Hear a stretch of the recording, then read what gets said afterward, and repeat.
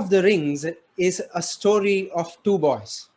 Unfortunately, it begins with their tragic death. Sushant, who was 35 years old, and Arun was 25. Sushant acted on top of the stage while Arun toiled under it. Every day, Sushant enacted different characters with fancy clothes and exotic perfumes, whereas Arun would enact the same, stink the same, and appear the same. Sushant came to fame with a six, while Arun swept the bottom of the tank with a broom. TV anchors roared Sushant's death. Investigation flew across the country, but everybody hesitated to even retrieve Arun's body from the bottom of the tank. Why should these two people be treated differently? Why didn't Arun get the similar attention as Sushant? Would a just society be ingrained with such inequalities? What is a just society then? Good afternoon, Madam Toastmaster and my dear friends. Firstly, the just society has equality. Simply put, equality is absence of privileges. In India, we elect a president, whereas in the United Kingdom, as we all know, Queen rules over the United Kingdom, which means in India, every public post is open to everybody.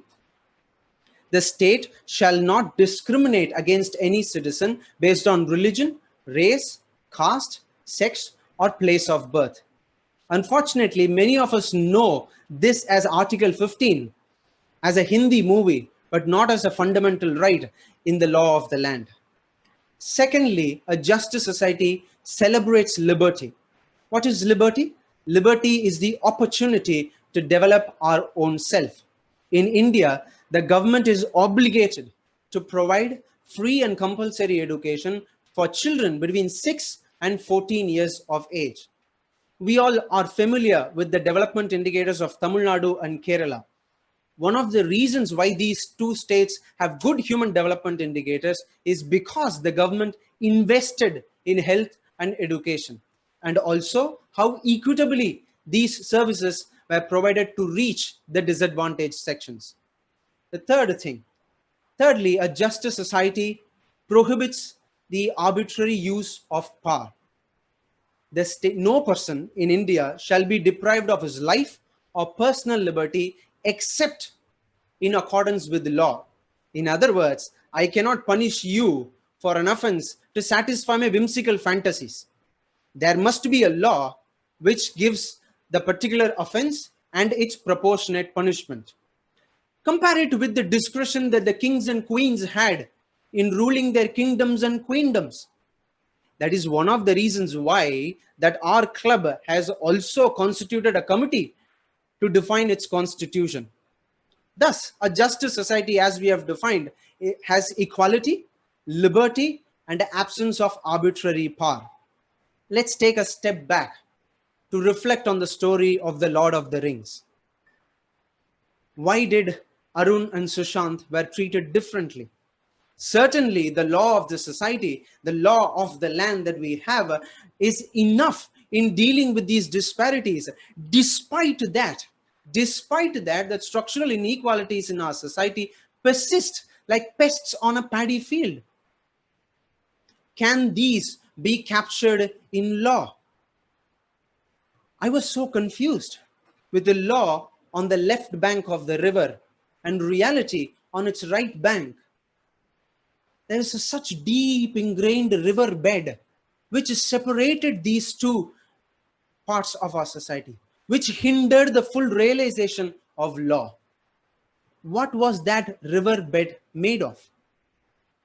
Going back in history, I remember in our childhood, we had a maid in one of our relatives' house. Her name was Latha. She was from a slum. She was a slum dweller, and she had to work multiple jobs to make her ends meet. The family treated her well, with respect, and paid her appropriate wages.